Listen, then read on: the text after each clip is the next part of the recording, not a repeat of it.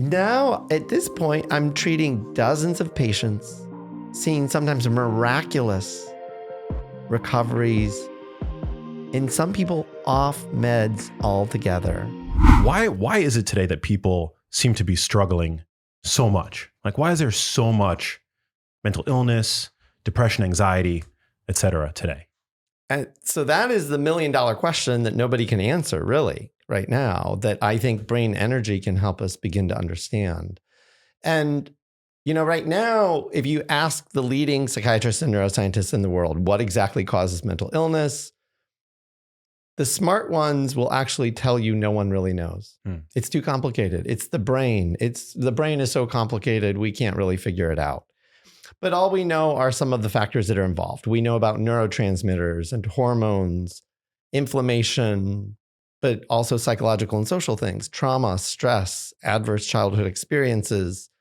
But how do all of those come together to result in what we call mental illness? No one knows for sure. What I'm arguing in brain energy is that, in fact, when you look at all of that science, all of the different risk factors, all of the different factors that play a role, decades of clinical neuroscience, genetic research, neuroimaging research, but also looking to other fields, metabolic research, aging research, and you try to put it all together, you come to the kind of soundbite conclusion that mental disorders are metabolic disorders of the brain. And so to answer your question, why are mental disorders skyrocketing in prevalence? I think it is not a coincidence that as the rates of obesity and diabetes are skyrocketing in our population, which are metabolic disorders, so too are the rates of mental disorders, and that they are intricately linked. Why do you think it's taken so long for scientists such as yourself to put the pieces together and connect the dots as you have? It's interesting because if you actually do a deep dive into the science of this goes back centuries. So in the 1800s, researchers knew that diabetes and serious mental illness, bipolar disorder, schizophrenia, chronic depression, ran in the same families. That if you had a family with type 2 diabetes, people were much more likely to also end up developing serious mental illness, but it went the other way too. If you looked at people with serious mental illness, their family members were more likely to have type 2 diabetes. Around the turn of the century, as soon as insulin was discovered, within 10 years, we were using insulin coma therapy in mental patients because they knew about this connection with insulin and diabetes and mental illness.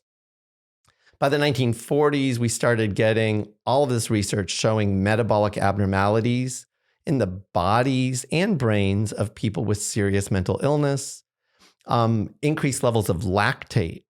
So for anybody who knows anything about exercise or sports or metabolism, you know that lactate is a sign of metabolic stress. We all get increased levels of lactate if we exercise and really push ourselves. Well, people with schizophrenia and bipolar disorder have abnormally high levels of lactate in their bodies and brains just at rest. And if you ask them to exercise, it goes through the roof, suggesting metabolic impairment. Those studies were done in the 40s and 50s and 60s. By the 1980s and 90s, we started getting all these neuroimaging research studies, and they were measuring abnormalities in metabolism. And then by 2000, we started getting more specific about this theory, and people started focusing in on mitochondria, and we can get into the weeds of that in a little bit, but they started focusing on mitochondria and noticing differences and abnormalities in the way that mitochondria were functioning in the brains and bodies of people with mental illness compared to not. So in many ways, the work that I'm doing, I am standing on the shoulders of pioneering scientists. I didn't just come up with this out of thin air. This is not just some kind of speculation. Like when I say I came up with a new theory, people are like, oh, so you got a speculation. I'm like, no, this isn't a speculation. This is about integrating decades and decades of research and putting it together in one coherent way. I love it. Well, I mean, it doesn't take a medical doctor to know that, medicine often takes the kind of reductionist approach where, you have, for example, neurologists looking for brain problems, the solution to brain problems in the brain, right? I think it's often perceived that organs kind of exist unto themselves. But when you mention conditions like obesity and type 2 diabetes, I mean, these are largely peripheral conditions, right? That are having an impact on the brain, which is not, I guess, certainly to the untrained observer, those aren't the most intuitive connections to make. But even in medicine, I feel like it's not, those connections are sometimes overlooked. They are. And the connections go both ways. So long time ago, I think it was probably like 60 to 80 years ago or something, researchers knew that they could cause type 2 diabetes in dogs by lesioning a certain part of their brain. And within 24 hours, that dog would have type 2 diabetes. Wow. So it's a bidirectional relationship. What we eat and whether we exercise and all of those things can cause type 2 diabetes. But our brain is playing an instrumental role in the regulation of glucose and ultimately in the regulation of the pancreas and the secretion of insulin from the pancreas. The brain is communicating with the body, but the body is communicating with the brain. And I think, everybody's kind of heard of this with the gut-brain connection. That's like the big hot topic nowadays, and the gut microbiome. Well, it goes much further than just the gut and the brain. It's the liver and the brain and the pancreas and the brain and the heart and the brain. Guess what? It's all one organism and it's all interconnected. I love that. So when looking at all the different flavors of mental illness, of even non-clinically like anxiety, depression, what stands out to you as being sort of the most responsive to like diet and lifestyle change? Or do you think that they're all ultimately manifestations of lifestyle dysregulation, diet dysregulation, et cetera? It's a great question. And I think the first thing that I would want to clarify in answering that question is that I think there's a difference between what I would call a mental disorder or a mental illness and normal stress reactions or normal reactions to adversity. And right now, the DSM doesn't necessarily distinguish those, unfortunately. So if you are, like, I'll give you an arbitrary example. Let's say you have a wife and 2 kids, and your wife and 2 kids are tragically killed in an automobile accident.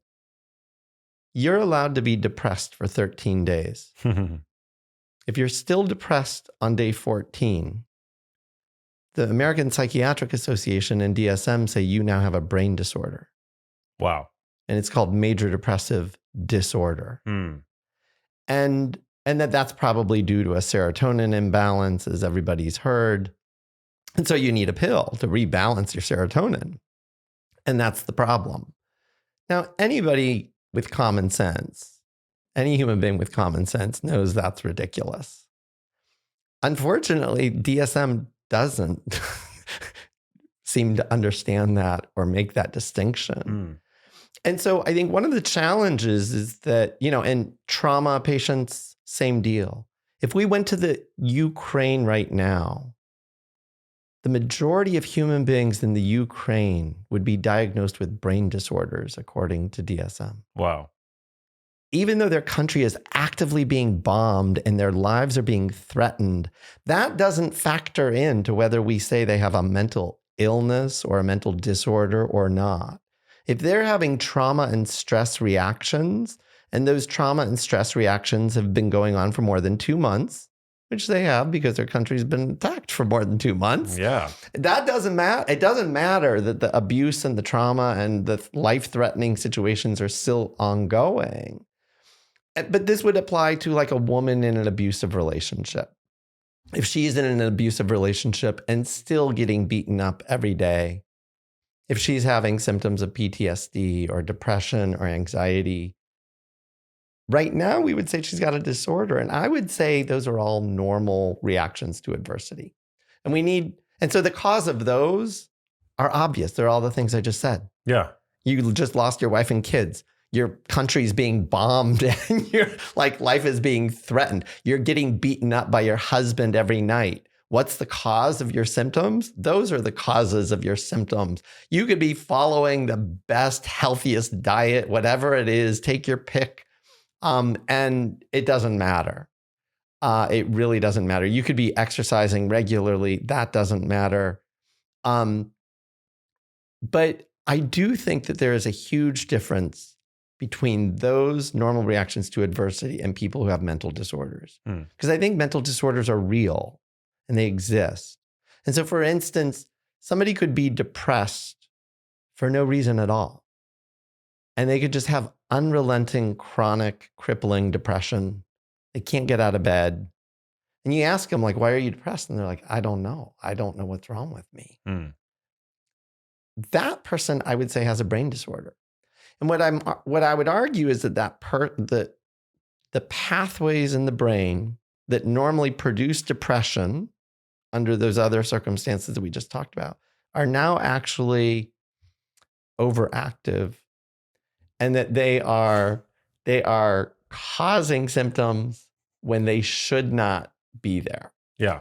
And so that would be a brain disorder. And what I'm arguing is that is due to a metabolic problem in the brain. But the reality is, and we can get into the details, there are lots of causes of metabolic problems. Diet, exercise are huge ones, but they're not the only ones. There are so many other causes of metabolic problems in people. Wow. So does there tend to be an overdiagnosis problem? Because as you were mentioning, like people, and if that's true, like, how do we reconcile that with the fact that, like, it seems like more people than ever are actually struggling with mental health issues? I think more people than ever are struggling, and I think that's a real thing.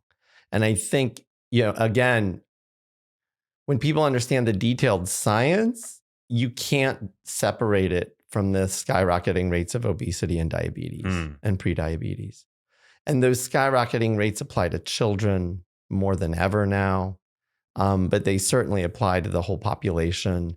I mean, when you look at overall metabolic health, it's just it's spiraling down. I think the latest study I saw for several years, we had 12% of the U.S. population was supposedly metabolically healthy, right? Meaning they didn't have any of the symptoms of metabolic syndrome. That just went down, I think, this past year to 8% now. Wow. So we're way losing the battle. But at the same time that people are developing metabolic syndrome and all of the complications of it, diabetes, obesity, all of the other stuff, that impacts their brain and impacts their brain function and can cause them to feel anxious, depressed, or even psychotic when they should not be having those symptoms. Wow. So, okay. So how does being overweight or obese, being a type 2 diabetic or even a pre-diabetic, what is the relationship between those conditions and the brain? Like, what's going on in the brain of somebody that has active metabolic dysfunction?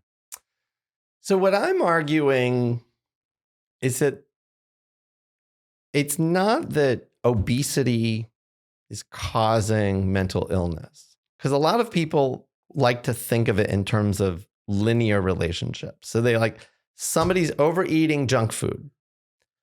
They put on the pounds and now they're obese. And then that's going to make them gain weight, or that's going to make them mentally ill. And in reality, I actually don't see it that way. The way I see it is that something is causing metabolic dysfunction in that person's body or brain. And that metabolic dysfunction, in essence, is causing cells somewhere in your brain or body to malfunction. That is the definition of metabolic dysfunction. The cells aren't functioning optimally. And that means whatever those cells are supposed to be doing, they're not quite doing right anymore. So if those cells are in your pancreas, that might influence the secretion of insulin. But if those cells are those same cells that I described in the dogs, where you can stimulate type 2 diabetes, if those brain cells are dysfunctional metabolically, that could cause type 2 diabetes. If certain cells in your reward pathways are metabolically compromised, what can happen is they can become insensitive to hormones like leptin and ghrelin. And that means you no longer feel full when you should feel full. And so it's the metabolic dysfunction can be a consequence of obesity and diabetes. There's no doubt about it. So sometimes it can be a linear relationship. I overfeed people, or like we have animal studies, mice and rats.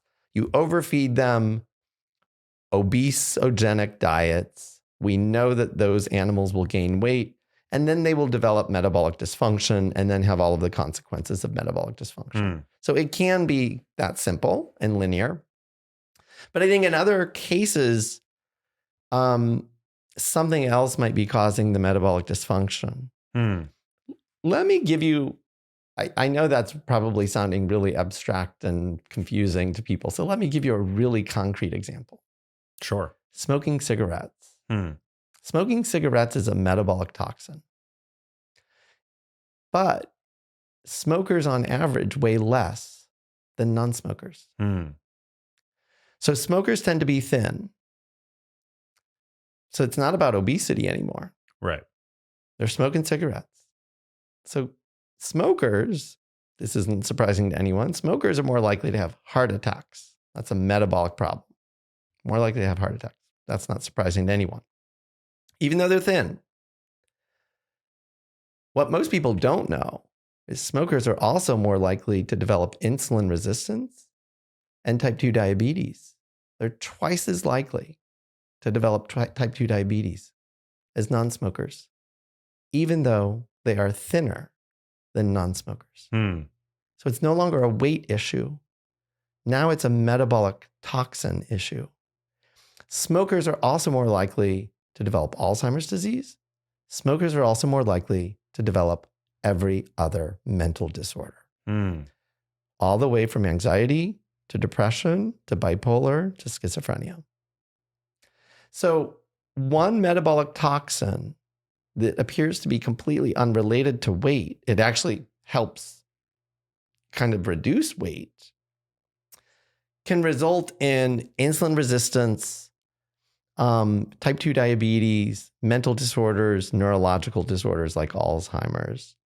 And so that's really the way I think about it. And if you get really granular, like what does that mean at the cellular level? It means that anything that is toxic to mitochondria can result in all of these different metabolic problems. Fascinating.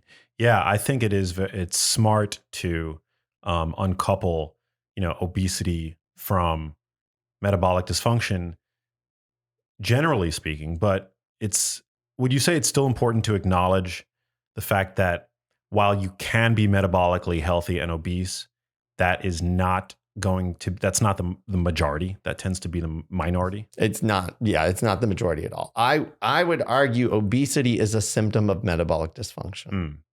So obesity can cause metabolic dysfunction on its own. Again, if you take a rat and overfeed it or feed it a really toxic diet, it will become obese, and that will result in all sorts of metabolic problems. But I would actually argue some of the ingredients in that toxic diet are poisoning metabolism. And that is probably playing a role in the obesity. Like most people think of obesity as a simple problem. It's, Oh, everybody's just overeating tasty food. They're all gluttons. That's what it's all about. They're just lazy slobs. They're just overeating tasty food. But in fact, if you look at the research studies, like there was a study that just came out a few months ago that looked at the amount of calories consumed by the average American in the 1970s. And they did it by analyzing the entire food supply. Like how much food is Kellogg's and General Mills and all of these different food companies, how much are they selling to the American public? Divide that by the number of human beings in America, and you can come up with this is how many calories are available to human beings in America. That number has not changed significantly in like the last 30 or 40 years. Wow. And so there's something else going on. It's not that everybody's overeating all this tasty food. It's that something's poisoning us. Something is poisoning us. Well, what is it, Doc? Why do you think we brought you in here? That is the billion-dollar question. But so I do think our food supply is part of the poison. So it's not about the calories in the food, but it's about the toxins in the food. So we've got all of these chemicals. They're called food additives or preservatives or food enhancers or artificial sweeteners or artificial dyes or all sorts of things. And most people, if they read the food label of something that comes in a plastic bag, they don't know what the hell all that stuff is. And if you don't know what the hell all that stuff is, guess what? It's probably really not good for you. And so I think that's one place to start. And there are some researchers who've done research on that, like looking at the effects of some of these food additives and chemicals specifically on mitochondria and more broadly on metabolism, and have found hundreds of them. So it's not a simple problem to solve. It's not like if we just get rid of high fructose corn syrup, that's going to solve our problem. It's not so simple. There are hundreds of these chemicals, and the FDA doesn't do a very good job the FDA doesn't even do anything with that, but the U.S. Department of Agriculture doesn't do a very good job of screening this shit. They don't care. Yeah. They're just like, if it doesn't seem to cause cancer, it must be okay. And it's like, well, no, that is not. There's more to human health than just something that causes cancer in a month. Right. But they don't seem to take that into account. But there are, in fact, a lot of environmental toxins as well. Well, which of them are most concerning to you? I would probably say food, because even with environmental toxins, even if it's in the drinking water, the majority of stuff that we put into our body is food. And that clearly is the largest source of environmental toxins to the human species. The fact that when people clean up their diets, they can achieve metabolic health also strongly suggests it's something in the food supply as opposed to something in the drinking water, because those people are still drinking water, which has microplastics in it. Oh, yeah. Which probably aren't good for us, but somehow they can recover their metabolic health and sometimes their mental health still drinking the same drinking water. So I would have to say it's all the chemicals in the food. Yeah, I mean, ultra processed foods now are like, your average adult, that's the bulk of their diet. It's just shocking.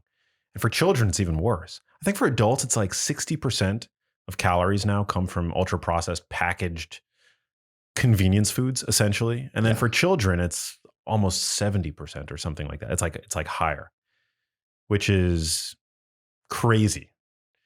Because most people are not reading nutrition labels. Most people are not perusing ingredients lists. It's I think it is a problem. And I think like endocrine disruptors, like those are like particularly concerning. They are. And It's interesting because when you talk about stuff like this, when you talk about endocrine disruptors, a lot of people in mainstream medicine and even just mainstream America are like, oh, you guys are paranoid conspiracy theorists. There's no such thing as endocrine disruptors. That can't really be true. The government would be doing something about this. The government would be doing something about this if that was really true. That is what a lot of people really believe. Yeah. If you go to the Environmental Protection Agency website, this is the federal government website, they fully acknowledge there are endocrine disruptors in our environment. And they just kind of shrug it off like, well, what are you going to do? Well, what unpack this for us for somebody who is naive to the term. Like what are endocrine disruptors? So endocrine disruptors essentially are any chemical or artificial thing, almost always chemicals, that change the hormonal system in the human body. So they are changing the levels of insulin or testosterone or estrogen or growth hormone or other hormones. Hormones are essential to metabolic health. I mean, they are regulating metabolism. That is what their purpose is. And so these chemicals, but it's only like a 5% change or only a 10% change or whatever. That can't be that significant. Well, over a 6-month study, it probably isn't that significant. But over a 20-year span, take an infant, and now this infant is a 20-year-old adult. That's a lot of time to have your hormones disrupted. It's going to affect puberty. It's going to affect growth. It's going to affect obesity. It's going to affect diabetes. It's going to affect brain development. It's going to have all sorts of impacts on the metabolic machinery of the human body. What's the best way to avoid them? Honestly, it's a critical question. And I don't think we really have great answers. I really don't. Because they're just everywhere. They're everywhere. We've essentially poisoned ourselves. I really worry, now I'm going to sound like a conspiracy theorist, but I really worry that, the environmentalists are missing the message that really might sell. Nobody gives a shit. Most people don't give a shit about a 1-degree temperature change on the planet. So the polar ice caps are melting. Who really cares? Well, what if those same environmental toxins that are causing climate change are poisoning the human species? What if our obesity epidemic isn't an epidemic of gluttony and laziness and stupidity, but is instead a sign that we are poisoning the human species? I mean, so some people these days don't even want to acknowledge that obesity is a problem, right? It's just not politically correct. Well, I think those people have gotten to the state of hopelessness. That it and I can at least understand one valid aspect of it. So if you're giving people the same ineffective advice, eat less, exercise more, because that's what most doctors and nutritionists are still telling people. Come on, it's not, you don't have to be a genius. You just eat less and exercise more. What don't you get about that equation? Energy balance model. That's what it's all about. Energy balance, calories in, calories out. Well, that kind of stupid, ineffective advice that we know now after decades and decades of telling people that stupid, ineffective advice that does not work only serves to shame and humiliate human beings who are struggling. And that's not helping the problem at all. It really isn't. So shaming those people is not helping. And I 100% support this notion that we should not be shaming them for being stupid or incapable of counting calories. Right. But we need to come up with more effective solutions. And those more effective solutions are going to be ones that take into account if their endocrine system is being disrupted, how can we help them recover from that? And that's where different dietary strategies and lifestyle strategies can be helpful. So, I've been doing work with ketogenic diet, low carb diet for years now. And that is one strategy that can really help people reclaim their metabolic health. There's no doubt about it. I look at it really primarily as a treatment. I don't look at it as like, this is the diet that humans were intended to eat. Like God meant for all human beings to eat a ketogenic diet. That is our ancestral right. That is what we're supposed to be eating. If you're not in ketosis, you're not, doing what you're supposed to do. I actually don't go that far. I don't believe that's true. I don't think the majority of humans have been in ketosis. You look at like Chinese culture for millennia, they were all eating white rice. They weren't in ketosis and they were largely healthy. They didn't have metabolic problems. They didn't have obesity epidemic. They actually have very low rates of mental illness, much lower rates than Western world. And so I don't think we can say that. But when you look at the science of what the ketogenic diet is doing, it ends up becoming a highly effective treatment to restore metabolic health. And so I agree with you. Obesity, we should not be saying it's healthy. It's a sign of metabolic dysfunction. There is no way around that. I would challenge any scientist to actually use legitimate scientific evidence to show me otherwise. Right.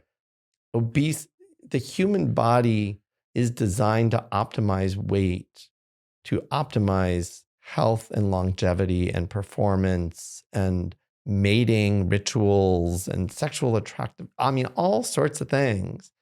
And the obesity epidemic is clearly a signal that something has gone awry. And we should certainly pay attention to that signal. Yeah, without shame, without stigma, and we should make support available to those who seek it. But we shouldn't,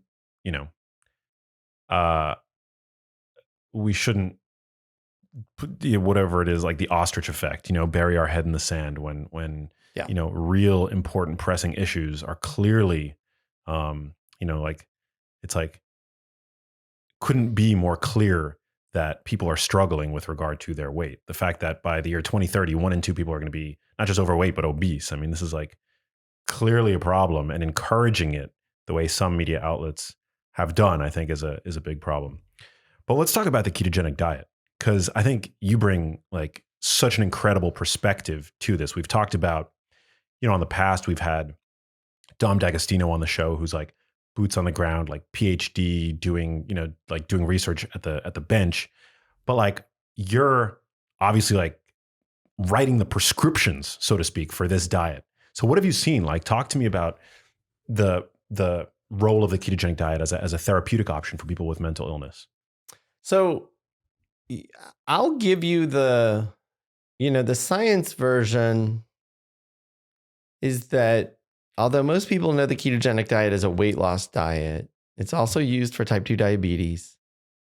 It's also being used in the treatment of Alzheimer's disease. And it's importantly for me as a psychiatrist, it is used as an epilepsy treatment.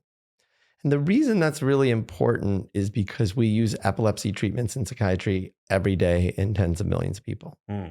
So most epilepsy meds, not 100% of them, but most epilepsy meds end up getting used in psychiatric patients. And they actually get used in tens of millions of psychiatric patients because psychiatric patients are much more common than epilepsy patients. And So we actually have a tremendous amount of neuroscience literature on this. So the ketogenic diet changes neurotransmitter systems, changes hormones, decreases brain inflammation, changes the gut microbiome. It actually changes gene expression. It does all sorts of things. We have solid reason to believe, gosh, those would really be helpful in these people with serious mental illness. Because there's a lot of overlap between epilepsy and serious mental illness. That's the science answer that I've come to. But the reality is that I kind of stumbled into it just by accident. And how'd that happen? So it really started, I started using low carb keto diets 20 years ago. Started with myself for my own stuff, my own metabolic syndrome. I had had a history of mental illness myself. I noticed significant changes and improvement. Started recommending it to friends and family. They too were noticing significant improvement. And then probably like 18 years ago-ish or so, I started using it in patients with treatment-resistant depression and other disorders. Wow. And it was working. But I laid low because ketogenic diet is highly controversial. I didn't want to lose my license. It was like, so I just laid low with it. And that all changed in 2016 when one of my longstanding patients with schizoaffective disorder asked for my help to lose weight. So schizoaffective disorder is a cross between schizophrenia and bipolar disorder. So this man was 33, had hallucinations and delusions every day. He was tormented by his illness, completely paranoid, could barely leave home. He had tried 17 different medications. None of them stopped his symptoms, but they caused him to gain massive amounts of weight. So he weighs 340 pounds. And he's like, can you help me lose weight? And for a variety of reasons, we ended up deciding to try the ketogenic diet. And even though I was using this in depressed patients, I didn't expect it to do anything for him because he had schizoaffective disorder. Totally different. We put him on the ketogenic diet. He starts losing weight. And within 2 weeks, I noticed this powerful antidepressant effect. Wow. And he's just making better eye contact, talking more, smiling more, but he's still having hallucinations and delusions. That hasn't changed at all. And I'm thinking, wow, that's really interesting. Like, hey, he's getting this antidepressant effect. That's cool. I didn't really expect that in him because he's got a totally different disorder. The shocking thing was that like 6 to 8 weeks in, he just spontaneously tells me, you know those voices that I hear all the time? They're going away. Whoa. And like, I really don't hear them that much anymore. And when I do hear them, I can ignore them now. Like, I'm not going to let them fuck up my life anymore. And then a little more time went by. And then he said, you know how he went on about these paranoid conspiracy theories. You know how I thought there were all these families controlling me and they could beam my thoughts into other people's heads and they were all trying to get me and they had targeted me and on and on and on. I'm like, I'm thinking to myself, yeah, we could talk about that again for the millionth time. Huh. And he says, I don't think that's true anymore. Wow. And now that I say it out loud, it sounds kind of crazy. Like, maybe I've had schizophrenia all along, like everybody's been trying to tell me, but I refuse to believe. And maybe it's going away. So that man went on to lose 160 pounds and has kept it off to this day. But he was able to do things he hadn't been able to do since the time of his diagnosis. He was able to go out in public and not be paranoid anymore. He was able to complete a certificate program. He performed improv in front of a live audience. He's able to move out of his father's home for a while. He's a karate instructor now. Wow. These are like things he would have never been able to do. And that completely changed everything for me as an academic psychiatrist. Wow. That's incredible. I started down the path of what the fuck just happened. That's how it started. And that's when I did this deep dive into the neuroscience of the ketogenic diet and trying to figure out everything else. And I could have stopped there. I started collaborating with researchers around the world on it, speaking like around the globe, at different conferences on this, writing articles, publishing. I was doing all sorts of stuff. Ketogenic diet for mental illness. And in so many ways, it's a no-brainer because we use epilepsy treatments in psychiatry all the time. This is an evidence-based treatment for epilepsy. No-brainer that it's going to help with mental illness. But I didn't stop there because I was like, wait, schizophrenia is not supposed to go into remission. Period. It's a lifelong disorder. That's what we tell everybody. You're going to have this disorder for life. And you're going to need pills for the rest of your life. And now at this point, I'm treating dozens of patients, seeing sometimes miraculous recoveries, and some people off meds altogether. They were able to get off all their meds. One of them, a 70-year-old woman with schizophrenia. She'd had schizophrenia for 53 years. Schizophrenia is so heartbreaking. It is. It actually runs in my family. On my mom's side, I believe, I had a relative who was schizophrenic. I met him when I was only like a child, so I don't have really any recollection of interacting with him. But he jumped off a building at some point in my childhood and killed himself. And so I've always kind of had this like looming knowledge of the fact that in my family I have there's a predisposition for schizophrenia. It's such a tragic condition. It is a tragic condition, and we can get into it if you want, but there are strong connections between what we call schizophrenia and what we call Alzheimer's disease. Interesting. Super strong connections that blow people's minds. I want to know more about that. But it's not just schizophrenia, it's actually all mental illness. But so with schizophrenia, if people develop schizophrenia, if they live to the relatively young age of 66, they are 20 times more likely to also be diagnosed with dementia on top of their schizophrenia. Wow. At the age of 66. But people with Alzheimer's disease, pretty much 100% will have some mental symptoms, depression, anxiety, agitation, screaming. 40 to 50% have hallucinations and delusions. Those are the hallmark symptoms of schizophrenia. Wow. So if you think about it, if you start off with schizophrenia, 20 times more likely to develop dementia. And if you end up with dementia, there's a 50-50 chance you're going to develop the hallmark symptoms of schizophrenia.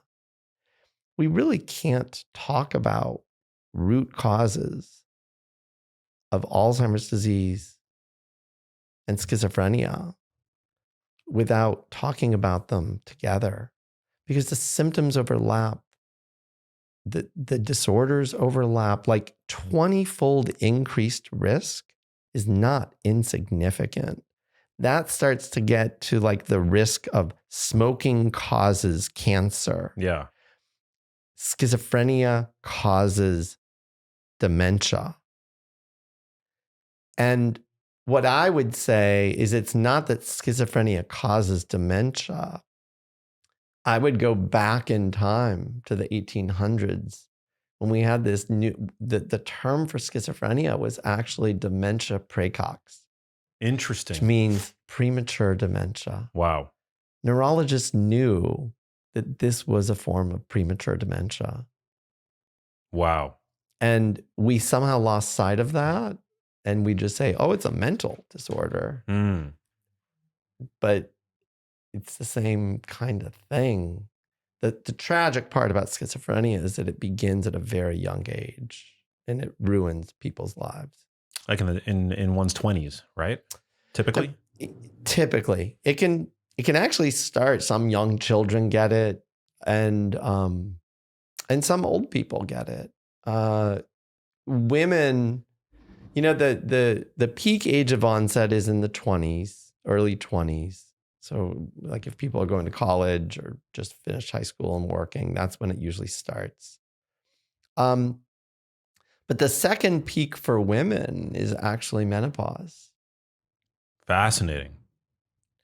And you probably know about all the relationship between hormones and menopause and Alzheimer's disease. And again, so it's not, it's all like interconnected if you like look at the science. Yeah. So what is then the missing link? Does it just go back to metabolism? Yes. Hmm. I argue that mental disorders, all of them, schizophrenia included, and also some neurological disorders like epilepsy and Alzheimer's disease are all metabolic brain disorders. So how then does the ketogenic diet connect and So- seem to provide therapeutic relief? So if you do a deep dive into, well, what does it mean? What does it mean to have a metabolic disorder? At the end of the day, I argue that a metabolic disorder means that at least some of the cells in your body have something called mitochondrial dysfunction. That the mitochondria in those cells aren't functioning properly or optimally for some reason. There are many reasons that can cause mitochondrial dysfunction, but if you look at all of those reasons, they're all of the risk factors for mental and neurological disorders. So all of the risk factors for Alzheimer's disease that you know directly impact mitochondria. So diet, exercise, smoking, stress, head injuries, all of it, but also some of the environmental toxins are specifically poisoning mitochondria. And so when you like do a deep dive into the science of mitochondria, you can actually start to connect all of the dots of all of these different factors that are known. But where the ketogenic diet comes in, again, as I said, there's lots of science. Ketogenic diet affects neurotransmitters, hormones, all these other things. At the end of the day, I think the real magic is that the ketogenic diet does 2 or 3 things that are very critically important. So it stimulates autophagy, which is kind of a general repair process for old damaged cell parts. It stimulates a process called mitophagy, which is getting rid of old and defective mitochondria and replacing them with new ones. And then it also stimulates a process called mitochondrial biogenesis, which means that your cells will actually have more mitochondria, and those mitochondria will be healthier after you've done the ketogenic diet. And I believe that is why the ketogenic diet can help people with mental disorders, but also help people with Alzheimer's disease, help people with epilepsy, but also help people with type 2 diabetes, or help people just lose some weight. It's all related to metabolism. And in order to understand metabolism, you have to understand mitochondria.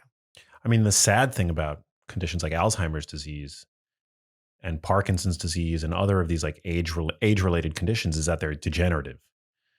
So they tend not to get better, although correct me if I'm wrong. That's correct. So at the end of the day, we know that aging is associated with mitochondrial dysfunction and actually decreased numbers of mitochondria in our cells.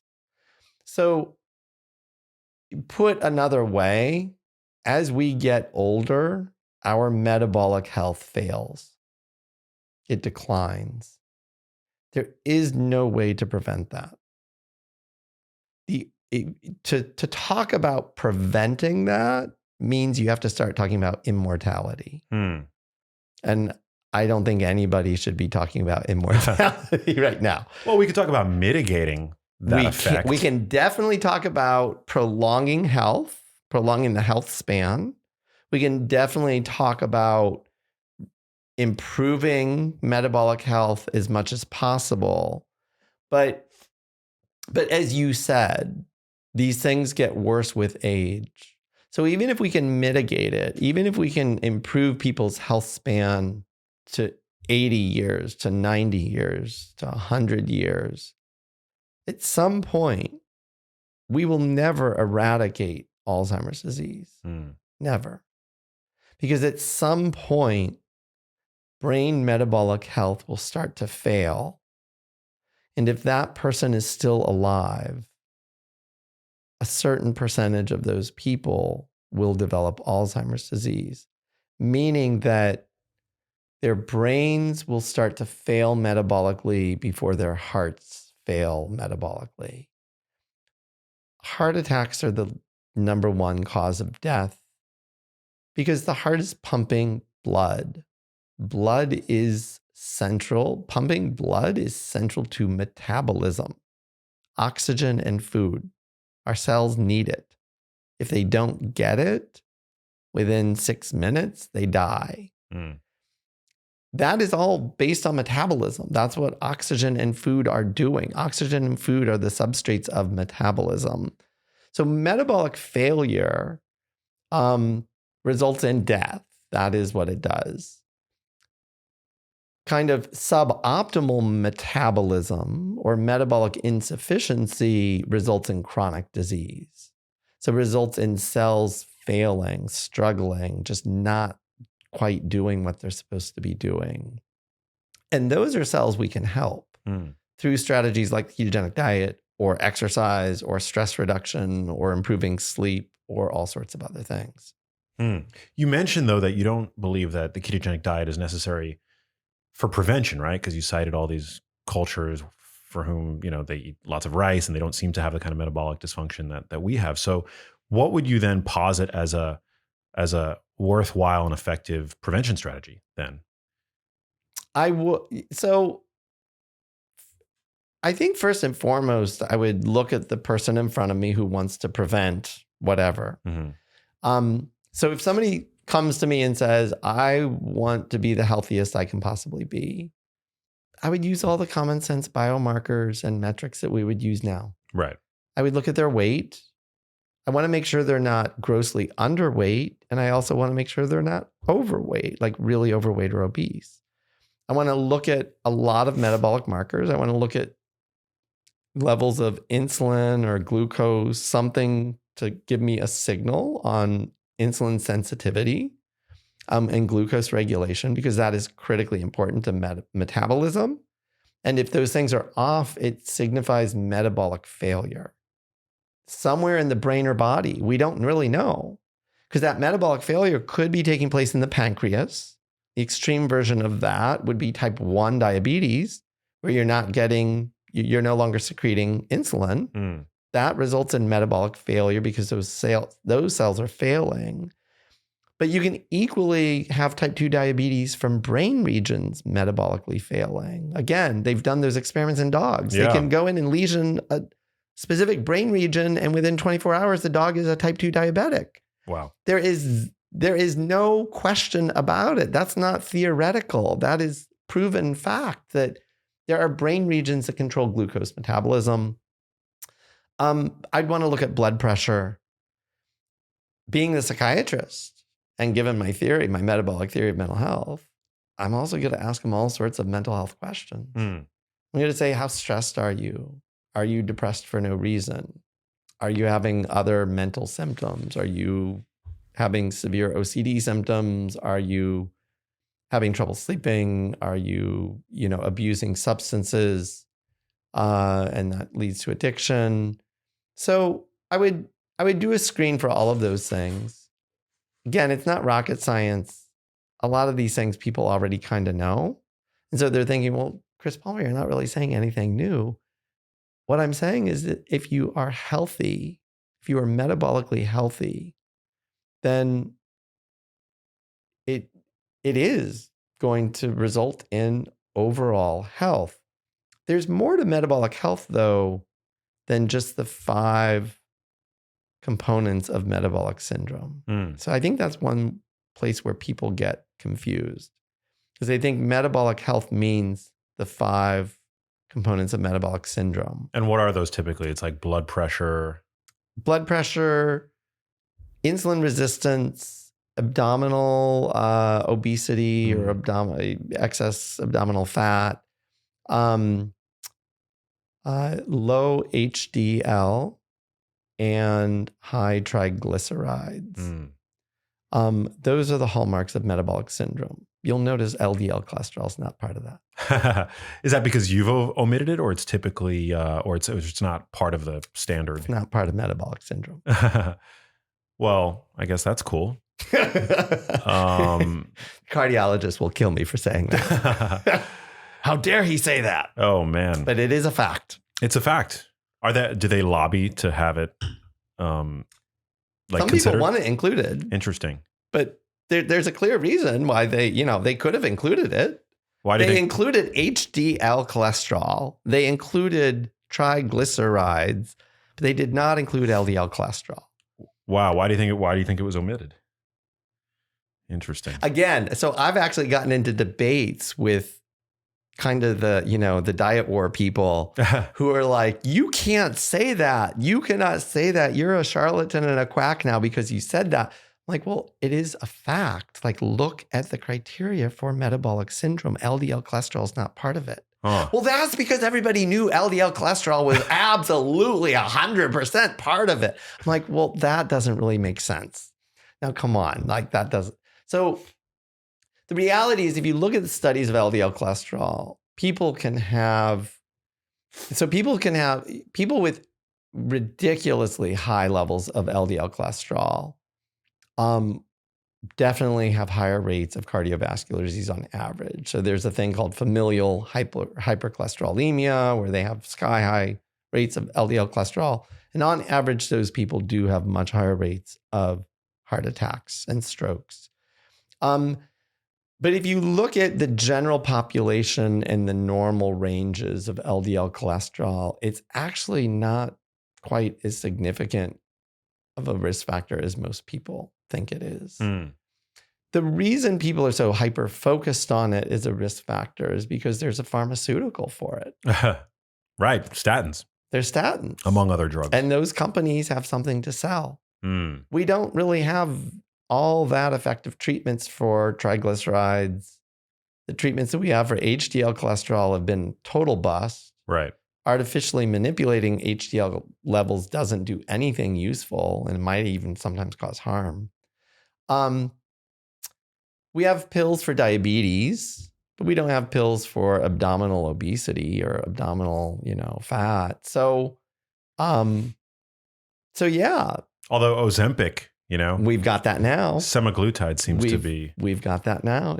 Seems to be. I mean, I don't know if I would take it. I obviously have no clinical need to take it, but I think it's great for what it's offering people, that need the help. I mean, I think that it's always better to institute healthy habits, right? And go the drug-free route if that's an option to you. But the fact that we now have this drug, I mean, it's like leading to some pretty significant weight loss for people who take it. It is. My concern is that we might be missing the elephant in the room, though. Because again, there's still this lingering question: what is causing the obesity epidemic in the human species? Yeah.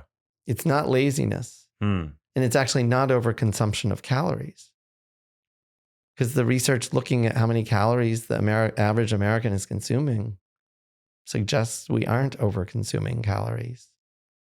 Or we're consuming the same amount of calories that we did before. Now, some will argue, well, it's because everybody's sedentary. They're just laying around.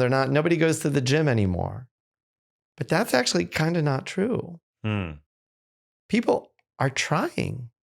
They really are trying. They're going to the gym. They're taking their walks. They're going running. Something is poisoning the metabolism of the human species. Yikes.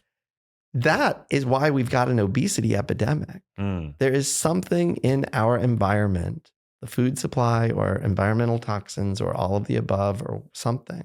There's something that is poisoning the metabolism that means that people's metabolism on average is getting slower and slower. So they can eat the same number of calories, but they're going to gain more and more weight because their metabolism is going down.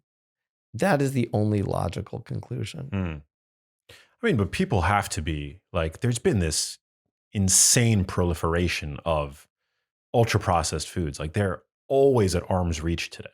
They are. and they're getting cheaper and they're getting tastier Yes, and they're getting more calorically dense they are. with new processing technologies. But again, if you look at the total number of calories consumed over decades, that doesn't seem to be the answer. It's not directly that people are eating more and more high calorie foods and that the calories that they're eating is going up.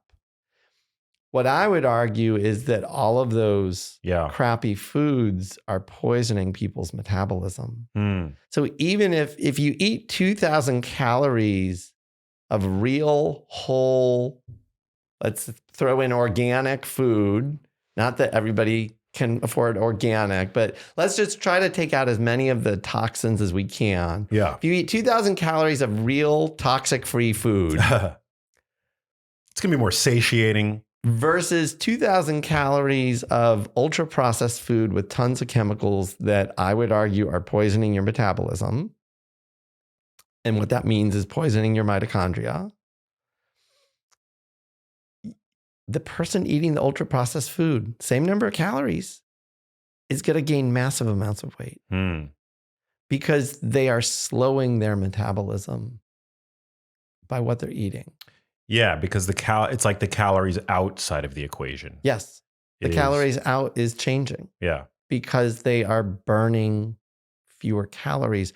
When you're burning fewer calories, again, so that speaks to the obesity epidemic, but me being the psychiatrist, I'm arguing that same person is much more likely to become depressed or anxious or have OCD or even bipolar.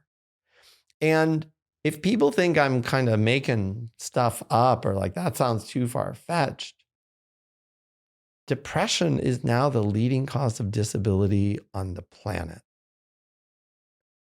There are more people disabled by depression, plain old depression, than any other medical diagnosis.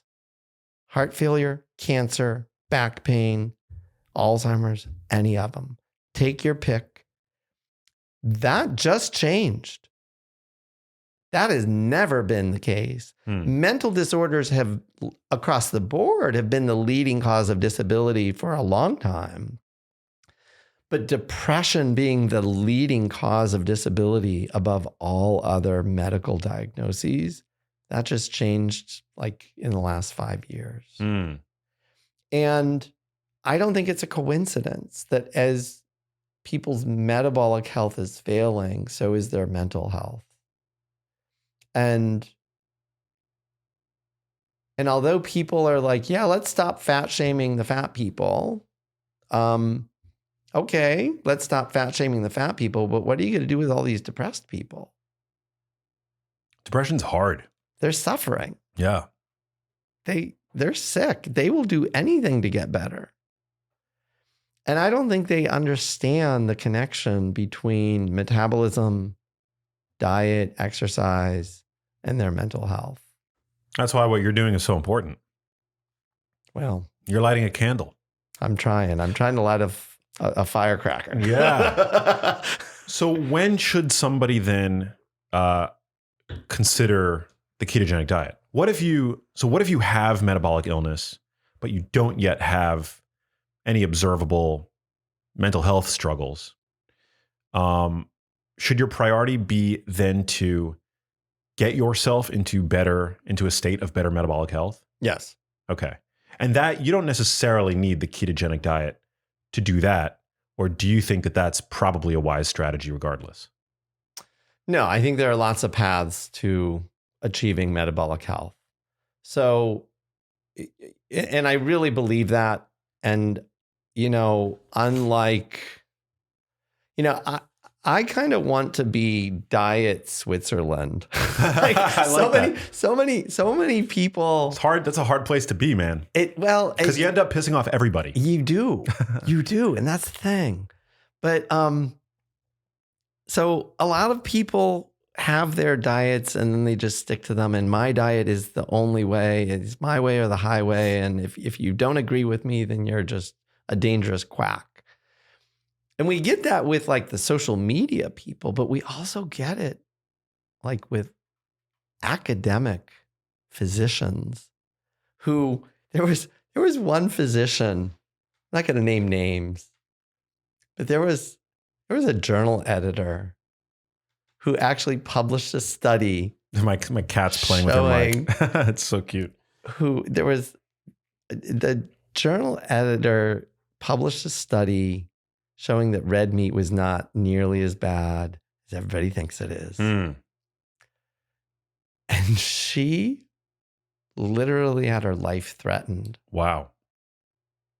By leading academic nutrition scientists and their mafia because she did that.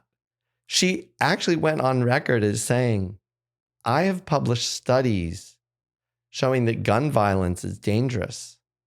The people from the NRA were not as violent or threatening as these diet quacks are. And I'm calling them diet quacks because they're doing that. But these diet quacks are at leading Ivy League institutions.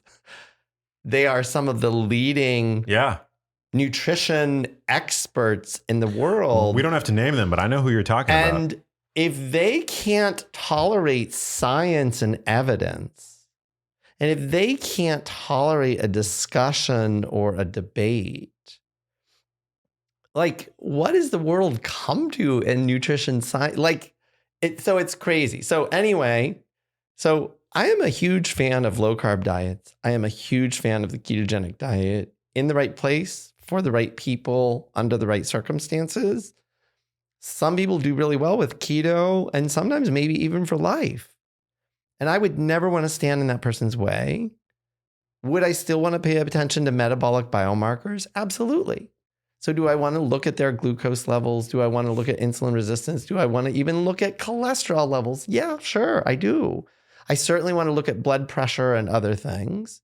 And if they have achieved metabolic health through whatever diet they're doing, if they're eating lots of ground beef and bacon every day, if they've achieved metabolic health, who am I to stand in their way and say that what they're doing is dangerous? That is stupid. Yeah. That is like ignoring the evidence in front of you. And yet some of these diet warrior people will do that. But at the same time, I'm also not going to stand in the way of somebody who wants to be a vegan or somebody who wants to be a vegetarian. I'm not going to stand in their way. I'm not going to say, oh, you're just poisoning yourself. You have to eat meat. Everybody's got to eat meat. Meat is the only thing that will allow the human species to go on.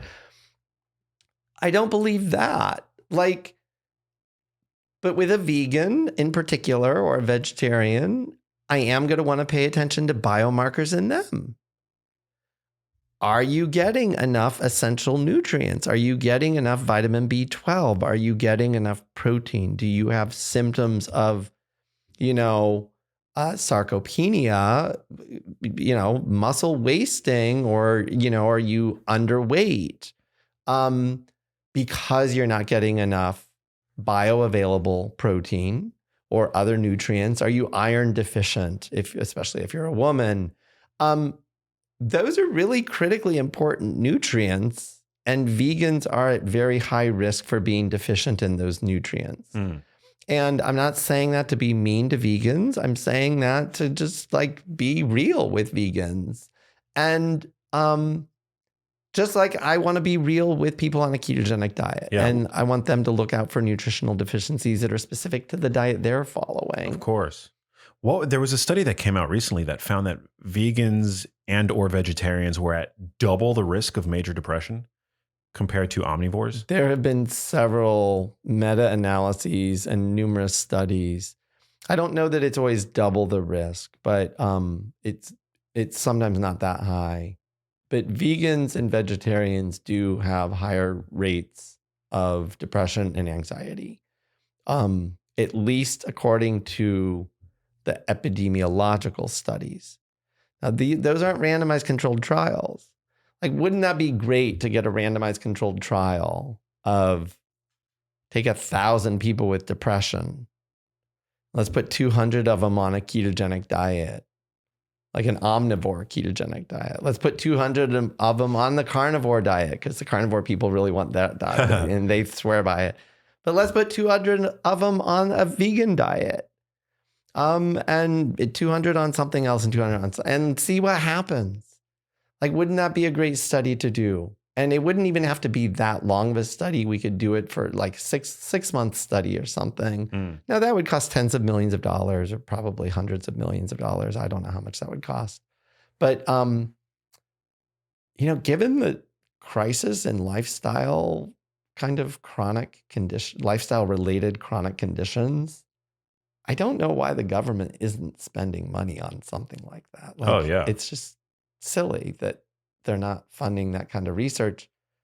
But again, these diet warriors who threaten people worse than NRA people will come forward and say, no way, in hell are you doing that study? Oh man. And it's such an urgent public health issue.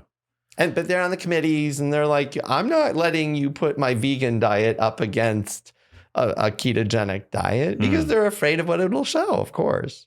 Now, to be fair, the relationship is probably like bi-directional, right? Like people who are prone to adopting very strict diets probably are higher in neuroticism and various other like personality metrics that might predispose one to depression and anxiety and things like that, right?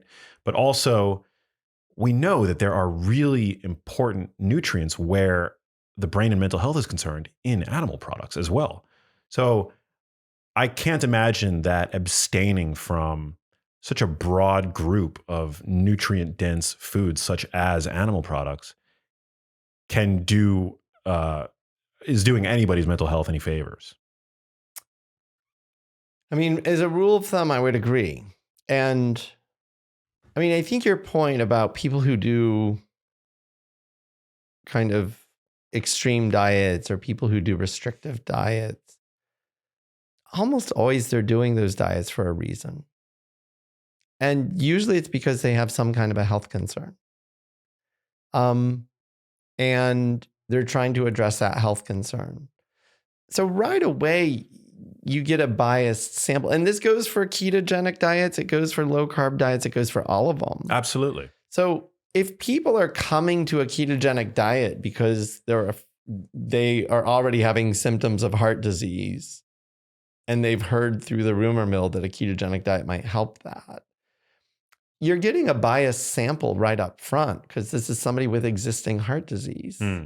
That person is obviously going to continue to be at risk for heart disease for at least a few more years. It's not like any diet, no matter how spectacular the diet is, no diet is going to immediately just kind of reverse all of that damage that's been done probably over decades.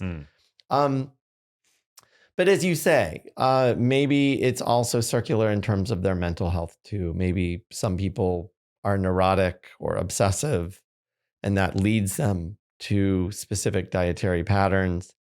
It's really interesting because the literature on the eating disorder front suggests it's bidirectional.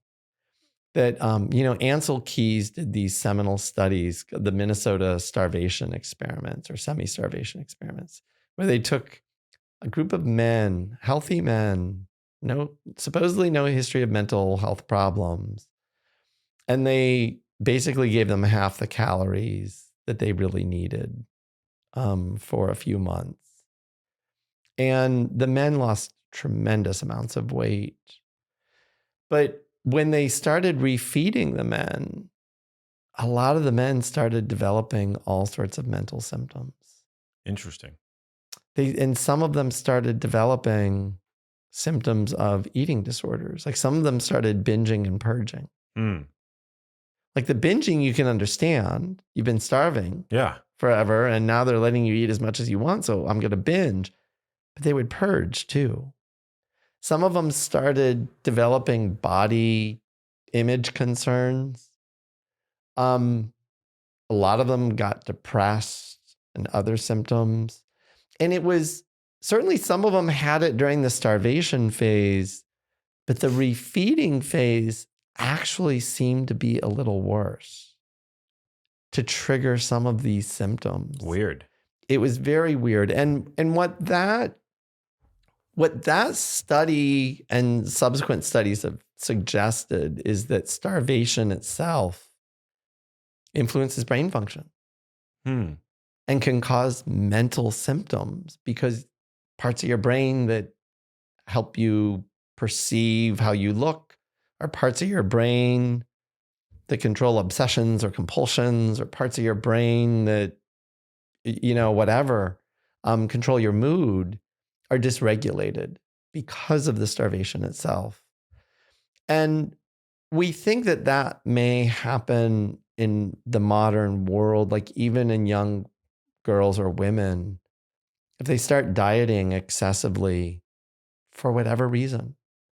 They want to be a dancer, and their dancing coach tells them, you're fat, even though the person's not. You're fat. You need to lose 10 pounds. And then everybody else on the dance team is like, telling them they need to lose even more weight. And they're all sharing strategies about how to binge and or how to purge, or how to use laxatives, or how to do whatever to lose weight.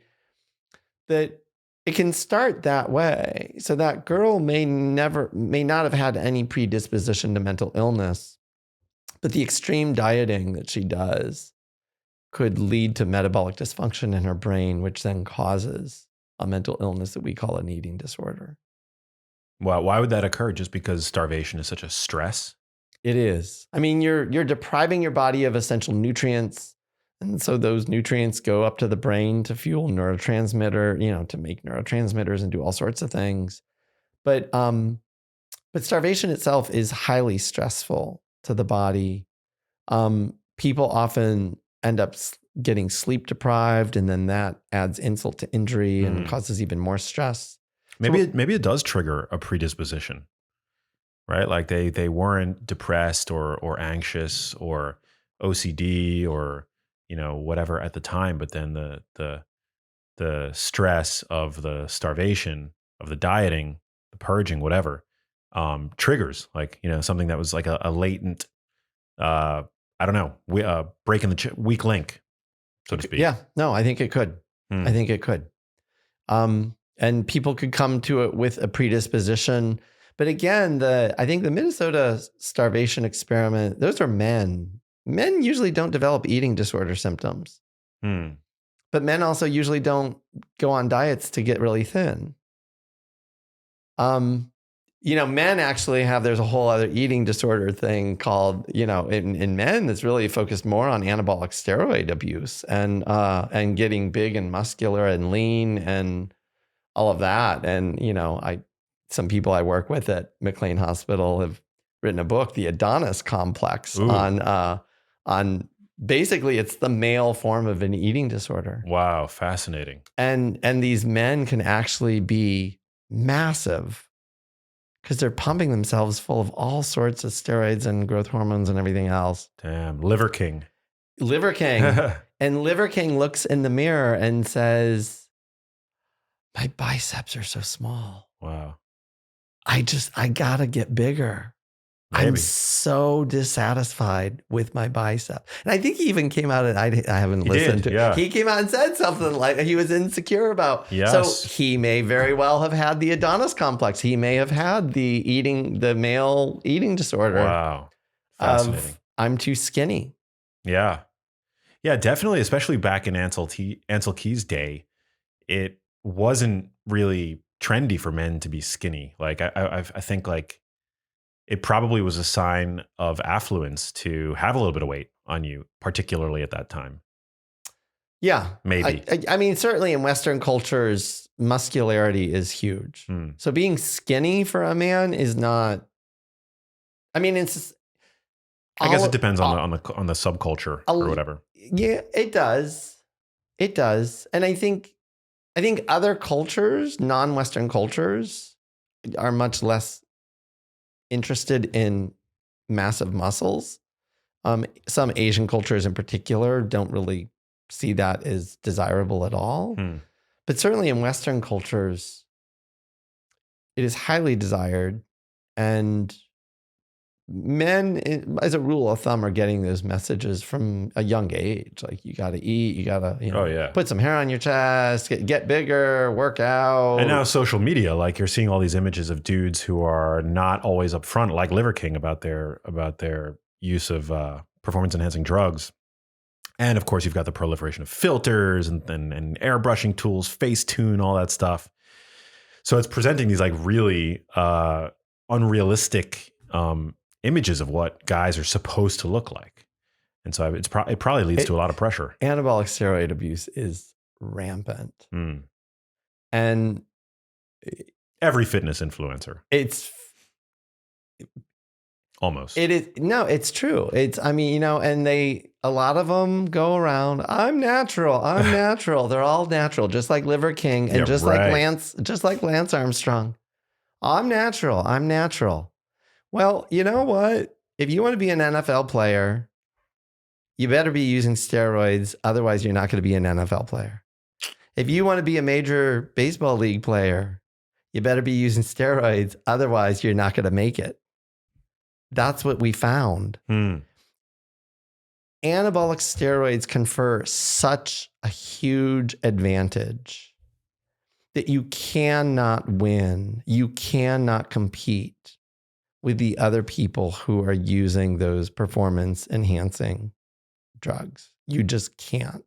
So in the sports world, and anybody who's competing and winning competitions and saying they're natural, you should really be highly, highly, highly skeptical of them, because they're competing against at least 10 people who are using performance enhancing drugs. Yeah.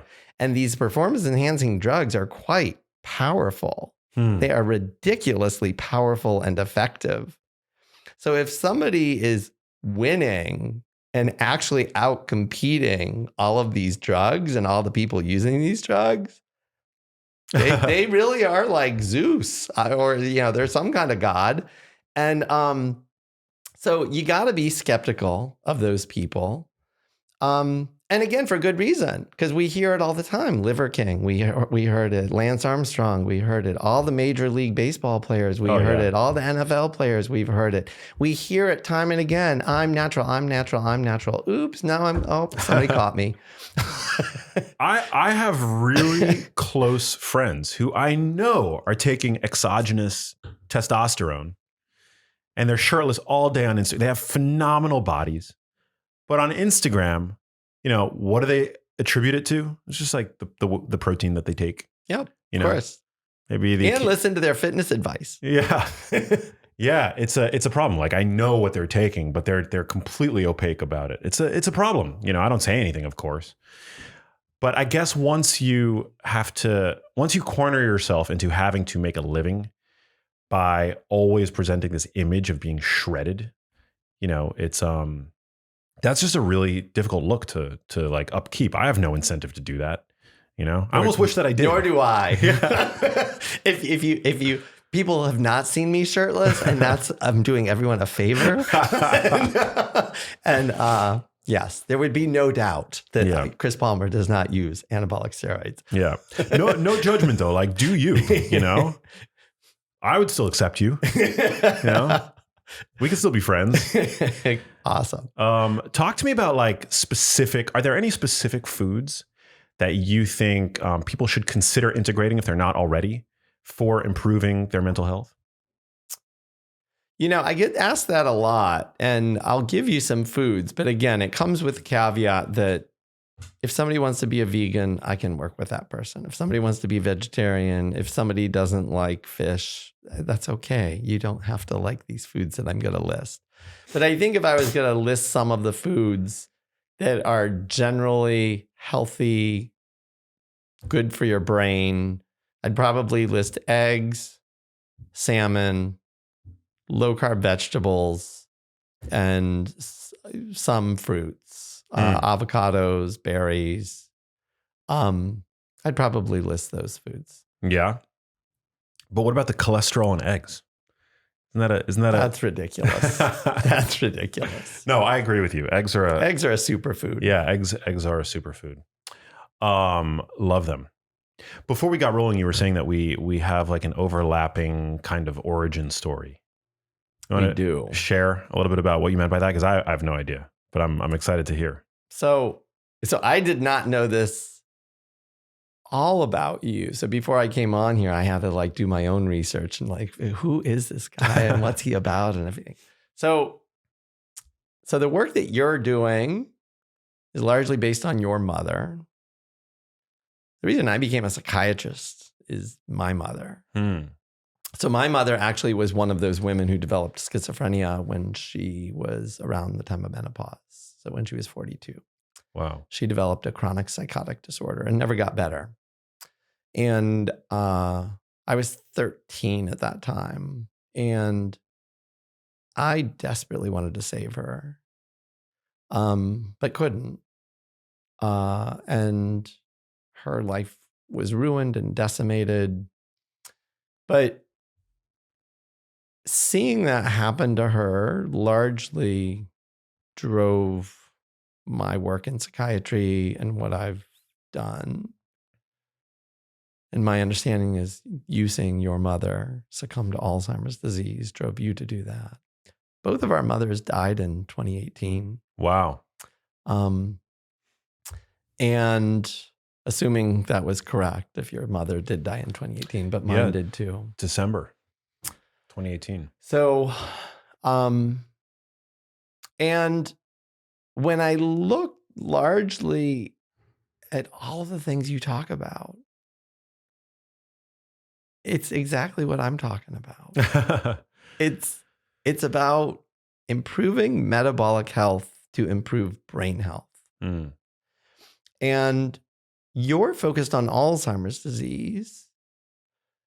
And what I'm here to say is that mental illness, like real mental disorders, so not the people in Ukraine right now who are having mental symptoms because their freaking country is being bombed and their lives are being threatened. They do not have disorders of their brain, but the people who have mental disorders across the board have much higher rates of Alzheimer's disease. Anywhere from 2 to 20-fold increased risk for Alzheimer's disease. But again, if you look at it the other way around, so people with depression, 2.5 times more likely to develop Alzheimer's, but it goes every mental disorder. This is the case. But if we look at it the other way around, people with Alzheimer's disease, what is the course of Alzheimer's disease? The first symptoms of Alzheimer's disease, on top of forgetfulness, are almost across the board mental symptoms. Wow. Unexplainable depression, anxiety, personality changes, getting obsessive for no reason. And, depression is actually the leading symptom of Alzheimer's disease in a lot of people. So much so that if you are 65 or older and you develop new onset depression, you have not really had a lot of depression in your life, and you develop new onset depression, any good psychiatrist or neurologist who sees you today will immediately think this is the start of Alzheimer's disease. That's what they should be thinking. Now, they should screen you for all sorts of other medical conditions because you could have cancer. And depression can be, for some people, it's the first sign of cancer. Before they even know they have cancer, the first thing that people notice is, I'm depressed for no reason, out of the blue. Wow. But, for a long time, our field had this term called pseudo-dementia, where we would see people with depression like at age 65 and then we would treat their depression and the symptoms would sometimes get better. And we would assume that it was depression masquerading as dementia. We now know that that's not true. When they've followed those people for years, the majority of those people, the overwhelming majority of those people at 5 years had full-fledged dementia. Wow. So depression can almost be considered, at least in some, to be a form of pre-dementia. It is. It is yes, it is the first sign. And earlier in life, there are researchers looking at that. So we know earlier in life, if somebody has chronic depression, say, parts of their brain are actually shrinking and dying. What I'm arguing is that these are all metabolic brain disorders. They're different symptoms, different manifestations of a metabolic problem in the brain.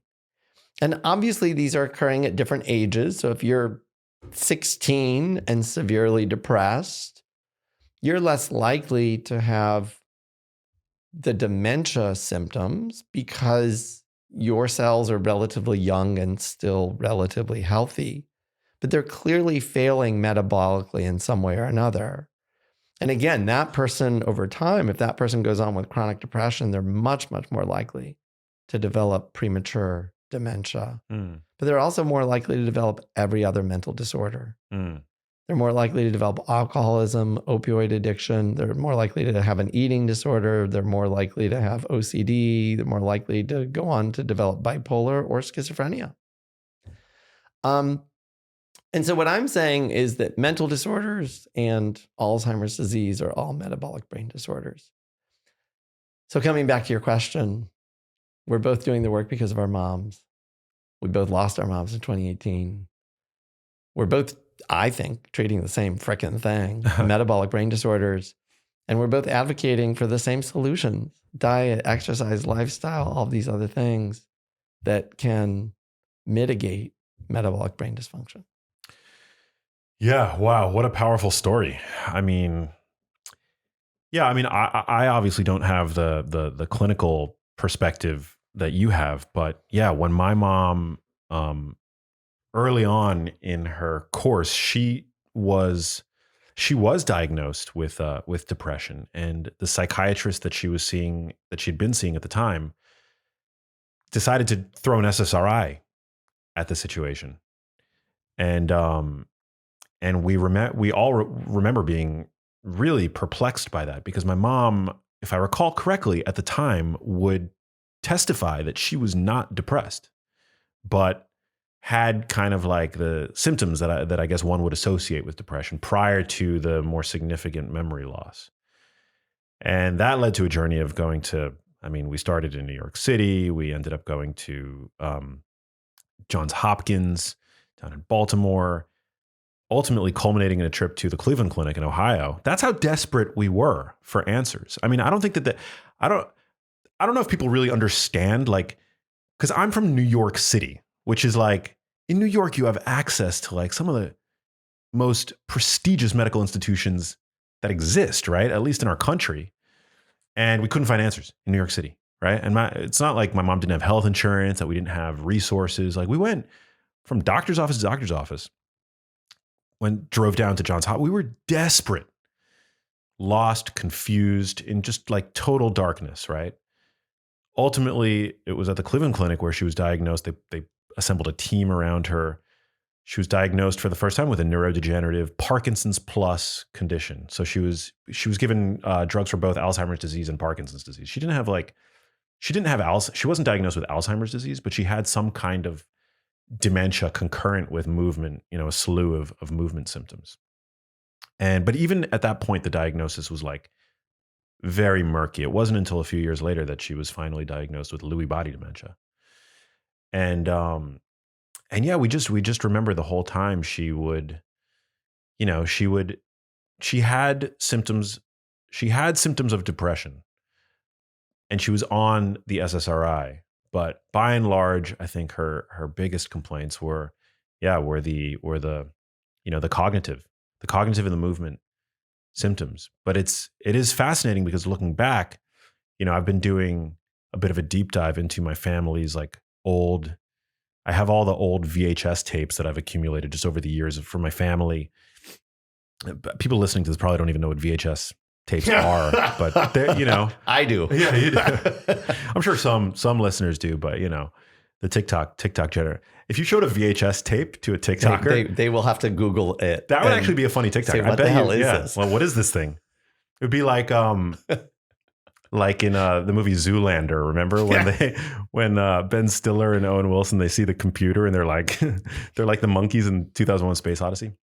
Anyway, so I've been going through like all of the old archival footage and like digitizing it, and I can see that there were a few moments when on camera my mom would say that she was like, struggling with depression, which is interesting because I would never have thought of my mom as being somebody who was, always depressed. But I do disagree with the fact that the psychiatrist early on threw like the SSRI drug at her. Do you think that that's like,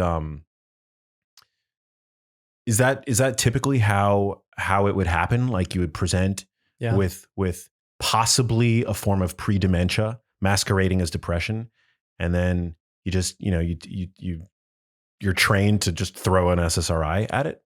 Your mom's story is actually, most people would say, that's the standard of care. Wow.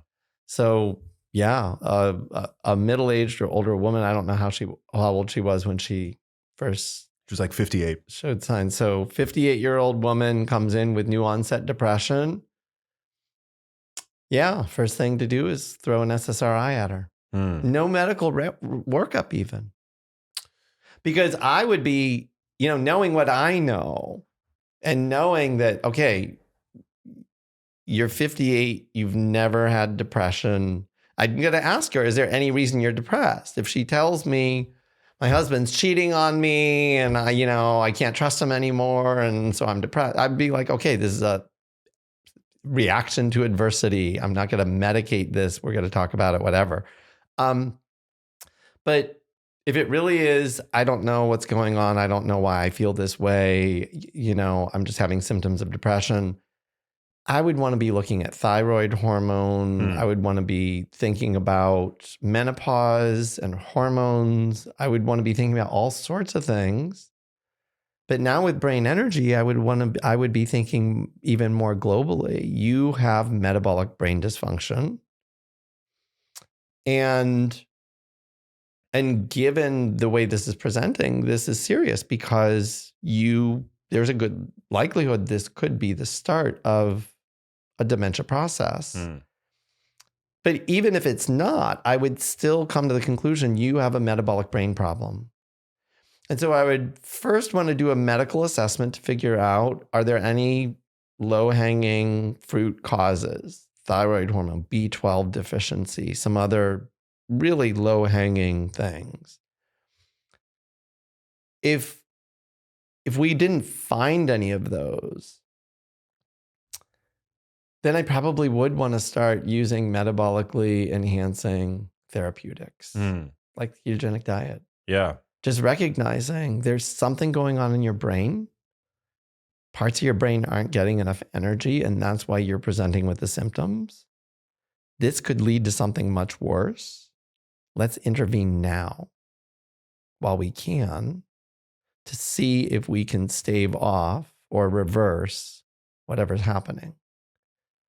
But I'd be looking at glucose level, all sorts of things. But and based on everything I know, based on all the science that we know with any of the dementias, there's reason to think that the ketogenic diet might be helpful. The specifics of Lewy body, Parkinson's disease, when I don't know how much you want to get into it, but most of the animal models of Parkinson's disease are based on poisoning mitochondria. That is how they induce Parkinson's disease in animals, is they give them mitochondrial toxins. Wow. And it produces Parkinson's disease very reliably. I remember seeing some studies that showed that exposure to various like herbicides, pesticides, and I'm talking like occupational level exposures. Yep. I don't know if this is the case with like low level exposure typical of somebody just living eating, in the Western world, but associated with dramatically increased risk Yes. for developing Parkinson's. Yes.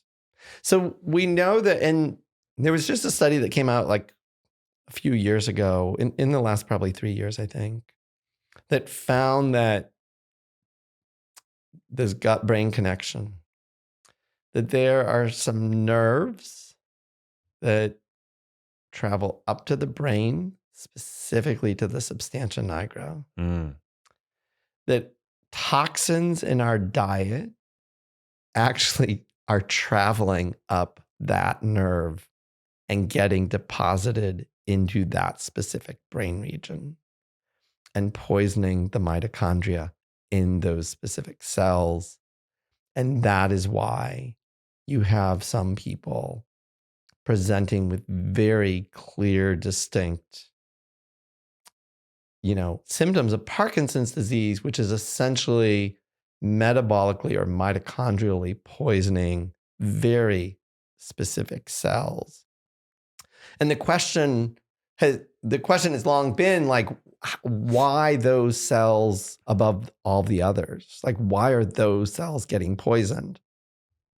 And at least this latest study suggests that, well, toxins in our gut can travel up to that specific brain region. And those toxins may in fact include things like pesticides and herbicides and other shit that we're all eating.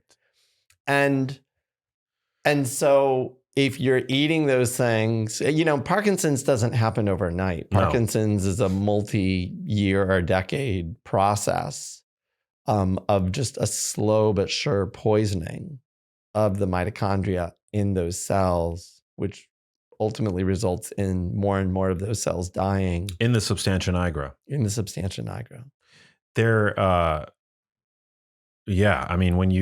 By the time you present to your neurologist with your first Parkinson's symptoms, something like half of the neurons in that region of the brain it's bad. Are already dead. Yeah, no, it's you. I think like once you start having symptoms, you're only like maybe getting 20 or 40% or something at most of the dopamine neurotransmission that you should be getting. Yeah.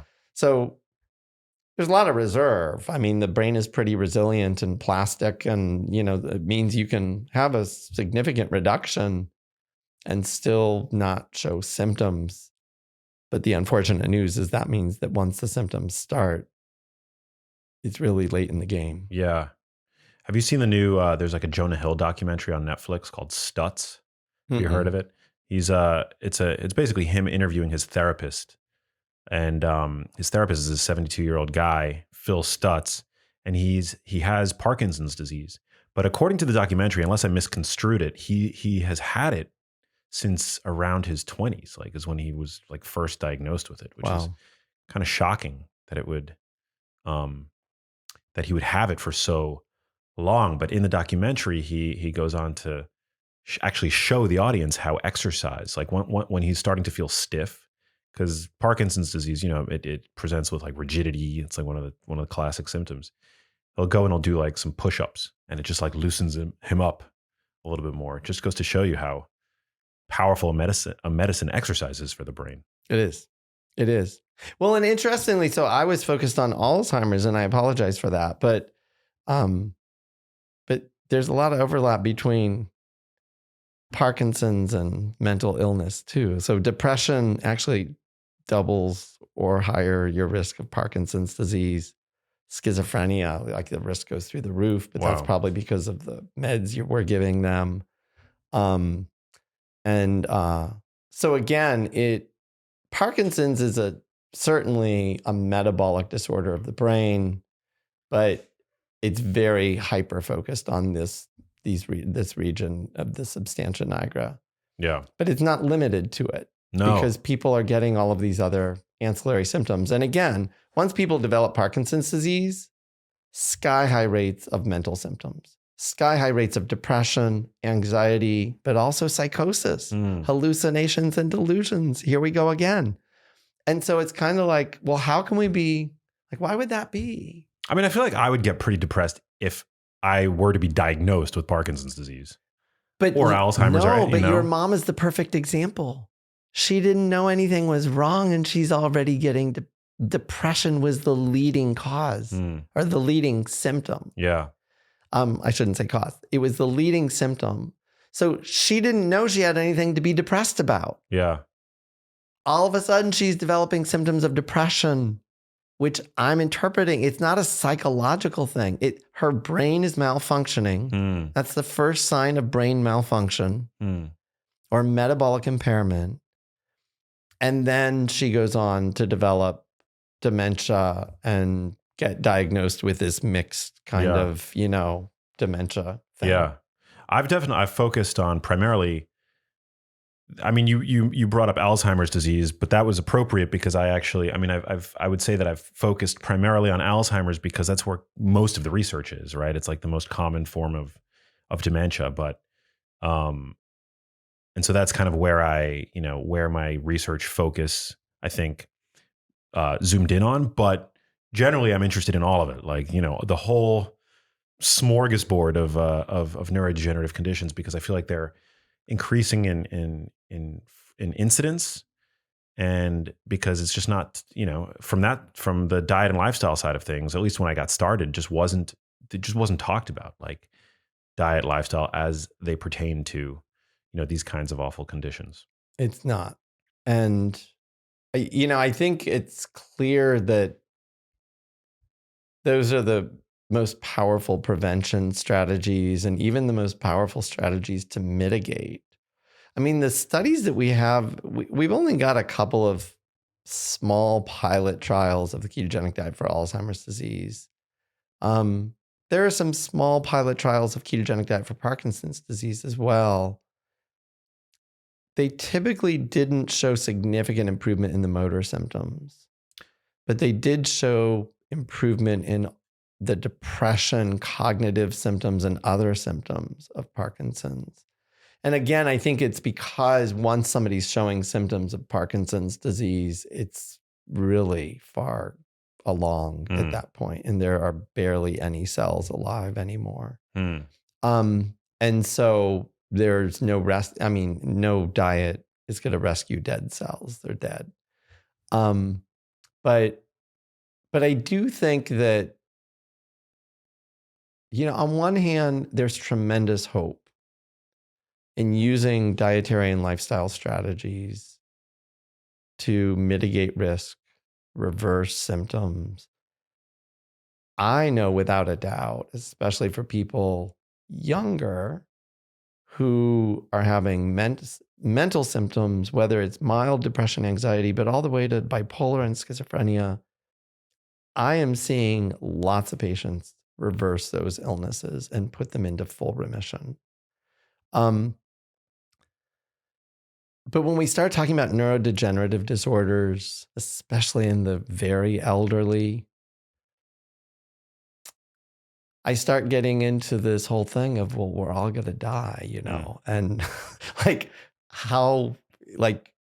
and it's not that I'm hopeless or futile about it, but people who make there are some people who say people shouldn't be dying of heart attacks.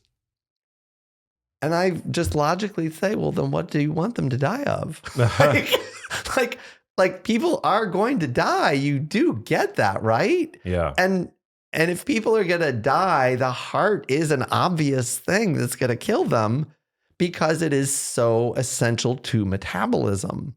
You don't have metabolism without blood and oxygen flowing through the body. Yeah. And so the brain can fail miserably.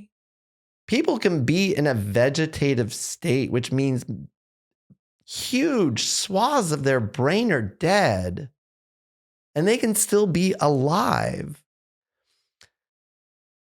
There's no doubt the heart is essential. and it's just, again, it just comes down to this blood and oxygen thing. The food and oxygen are really critically important to cells, and they won't live. So something's got to kill people. Well, yeah, it's like if you take heart disease out of the equation, right? That's the number one killer in the U.S. Next in line is cancer, and you don't want to go. I mean, you don't want to go via either of those conditions. I mean, a heart attack has to suck, but so too does cancer. Yeah. being eaten alive from the inside. Yeah, I mean, that sounds like a horrible way to go. Cancer's awful. Yeah. So I don't know. I mean, again, I'm all for health span. I'm all for certainly for reducing suffering and misery in young, middle-aged, and even early old people. But at some point, we're all gonna die. We just gotta accept that. I want to go in my And sleep. how do we go out gracefully? Yes, Yeah. I want to go quick and Or sleep. I was going to say something else, but probably inappropriate. The next best option. What are your thoughts on ketogenic therapies that are not necessarily diet based, but like, these new ketogenic supplements? Have you looked into any of like these modalities, whether it's like MCT oil, ketone esters, keto salts, etc.? I have. So MCT oil is an easy no-brainer. So MCT oil is more easily converted into ketones. So if you're eating a super high carbohydrate diet, MCT oil is probably not really all that useful or effective. But if you're doing a low carb diet or a ketogenic diet, MCT oil will increase your ketones. And that has value. For a lot of reasons, if you're using this as a therapeutic strategy. So I would definitely support MCT oil. The other ketones, esters, and salts, it's not, I think they may have a role for some specific conditions, but what's clear is that you don't get all of the brain benefits by just drinking a bottle of ketones. Compared to doing the ketogenic diet. And the reason I feel confident in saying that is that, we've got thousands and thousands of people kids, adolescents who are using a ketogenic diet for their epilepsy. There's not one case report published of a kid being able to go off the ketogenic diet and drink ketones and remain seizure free. So the reason that I don't think ketones alone are going to do it is because ketones alone aren't necessarily, I don't think we really have the data to fully say, but I have reason to believe they're not going to stimulate the mitochondrial benefits in the same way that a ketogenic diet will. They're also not going to stimulate autophagy in the same way, because you could be eating really high sugar, inflammatory foods and drink your ketones. And the ketones aren't going to mitigate like all the donuts and all the crap that you're eating. So if you're eating tons of crap, you're still doing damage to your metabolism and to your body and brain. And so, part of the benefits of the ketogenic diet are these mitochondrial adaptations and anti-inflammatory effect. You're changing gene expression, but again, that's probably not just about ketones themselves, although ketones themselves do produce some of these changes. But I think it's more about the shift in insulin levels and, insulin sensitivity. That those are probably the more important features. So I'm not a huge fan of ketones as a monotherapy. Got it. So it's sort of like you're not getting the full package, essentially. It would be like, I guess, analogous to taking a vitamin D supplement and expecting it to replace all of the benefits that you get from spending a little time in the sun. Yes. Yeah. Or taking a pill and thinking it's going to somehow replace exercise. Yeah.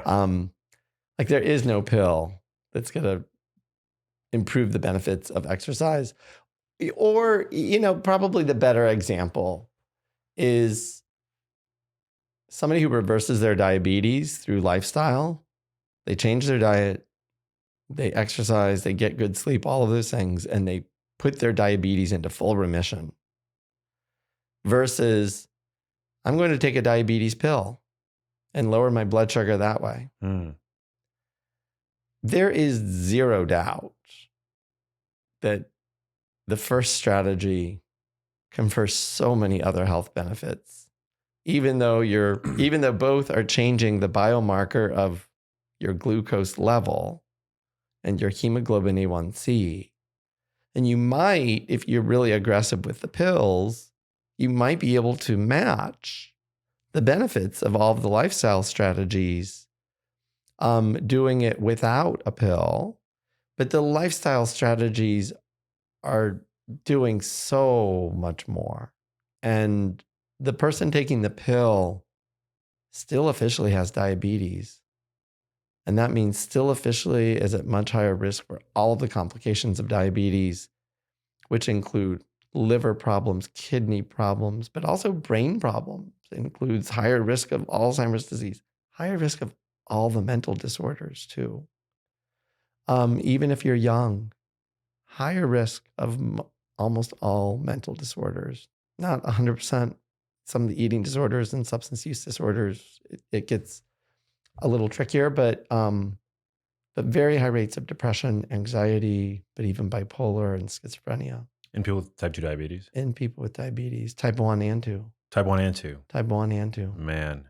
And those people are more likely to have seizures. Half of people are either diabetic or pre-diabetic. It's a shocking statistic. And something like 1 in 3 people with prediabetes don't even know it, or it could be 2 in 3 or something like that. Yeah, most people don't know. Yeah, most people don't know. Man, get your labs, people. And well, again, like I was saying before, that about the global kind of threat to the human species. I mean, it's really disheartening when I listen to these anti-aging experts who say, oh, everybody's going to live to 150. I'm like, you can't possibly be serious, can you? Do you understand like what obesity does to longevity? Do you understand what type 2 diabetes does to longevity? I'll tell you, I've never seen an obese 100-year-old. And do you know what mental illness does to longevity? On average, people with mental disorders across the board, mild anxiety, ADHD, all the way to schizophrenia, bipolar, the overall average, men lose 10 years of life, women lose 7 years of life. And what are they dying of? The primary cause of death is heart attacks. Just like everyone else, it's just occurring a decade earlier. Damn. And so we've got skyrocketing rates of obesity, diabetes, and mental illness. And these longevity experts think everybody's going to live longer. Like, really? Like the last couple of years with the pandemic, the average lifespan has gone down. Oof. And